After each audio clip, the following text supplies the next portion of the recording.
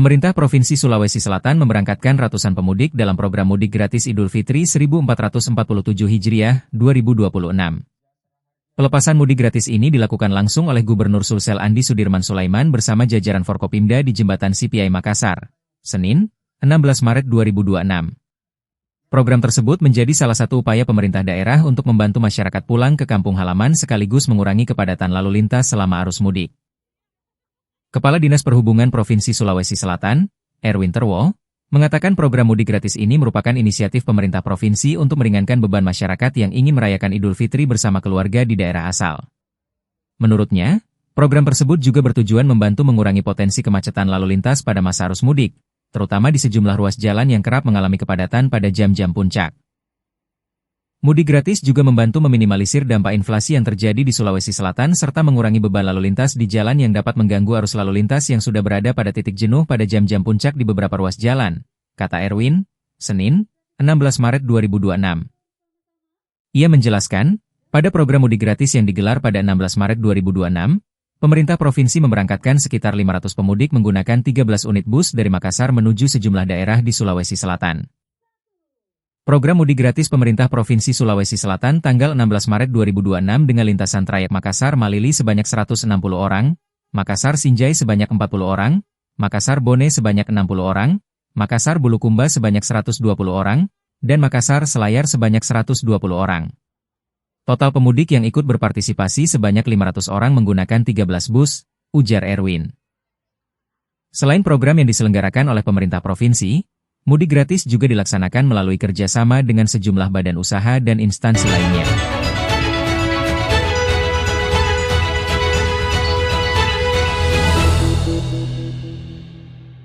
Untuk pengambilan untuk BBM jenis solar ini melalui portalnya bagaimana? Jadi yang pertama saya ingin sampaikan bahwa ada perbedaan mendasar terhadap pengambilan solar.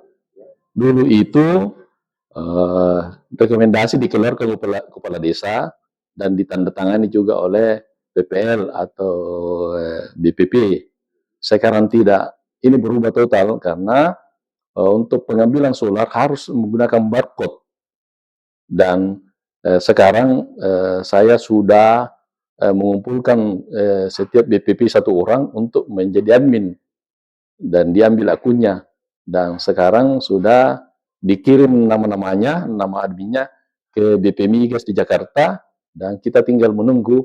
Begitu datang, maka kita akan sosialisasikan, dan masyarakat sudah tidak perlu lagi ke Dinas Pertanian, tetapi tinggal di BPP masing-masing untuk mengambil solar itu, jatah solar itu, dengan membawa barcode. Untuk mendapatkan barcode, Ya? berapa liter sesuai dengan apa? Ya, disesuaikan dengan luas lahannya, dan dia harus membawa SPPT karena di SPPT itu tercantum luas lahan pertaniannya, sawahnya. Terus untuk Februari ini Pak di tahun 2026 ini sudah berlaku atau gimana Pak? Insya Allah begitu datang dari BP Migas Jakarta maka kita berlakukan. Berarti selama ini belum ada Pak yang keluar Pak ya dari pertanian? Tidak ada. Belum ada Pak ya? Belum ada. Karena kita baru mengirim nama, dan itu ditentukan oleh BP Migas, dan sampai sekarang belum.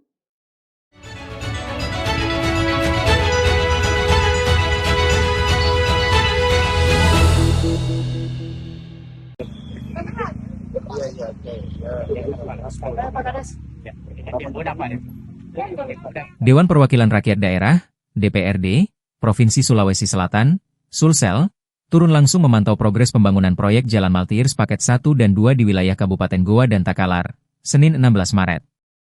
Peninjauan ini dilakukan untuk memastikan kondisi jalan tetap dapat dilalui masyarakat menjelang arus mudik Lebaran. Kunjungan lapangan tersebut dipimpin Ketua DPRD Sulsel Andi Rachmatika Dewi bersama Wakil Ketua DPRD Sulsel Fauzi Andiwawo dan Supriyadi Arif. Turut mendampingi Koordinator Badan Anggaran, Banggar, DPRD Sulsel Mizar Rum bersama sejumlah anggota legislatif lainnya. Ketua DPRD Sulsel Andi Rachmatika Dewi yang akrab disapa Cicu menegaskan, peninjauan dilakukan sebagai respons atas aspirasi dan keluhan masyarakat terkait kondisi jalan yang masih dalam proses pengerjaan. Menurutnya, DPRD perlu melihat langsung perkembangan pekerjaan di lapangan agar proyek yang dibiayai pemerintah provinsi tersebut berjalan sesuai rencana. Kami turun langsung karena banyak aspirasi dan keluhan masyarakat. Kami ingin memastikan seperti apa progres pengerjaan jalan ini, apalagi menjelang musim mudik. Minimal ada penanganan sementara agar masyarakat bisa melintas dengan aman, ujarnya. Cicu menambahkan, pengawasan DPRD penting dilakukan agar setiap kendala yang muncul di lapangan dapat segera ditangani oleh pihak pelaksana proyek maupun instansi teknis terkait.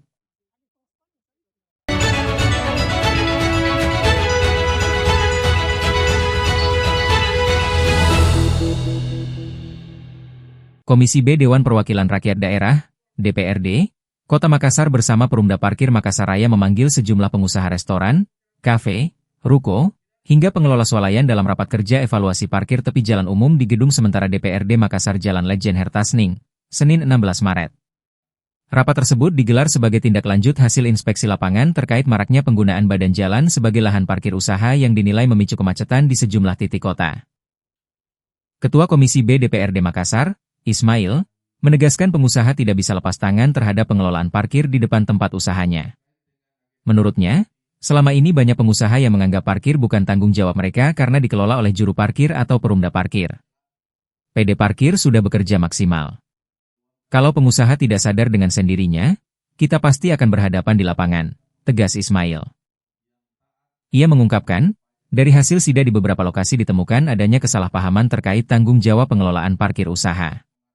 Ismail mencontohkan kasus di sekitar Masjid Al-Markas Al-Islami Makassar, tepatnya di kawasan toko sumber plastik yang sempat viral di media sosial karena menyebabkan kemacetan. Saya turun langsung hari Ahad tanpa atribut. Ternyata sumber kemacetan karena badan jalan dipakai setengah untuk parkir.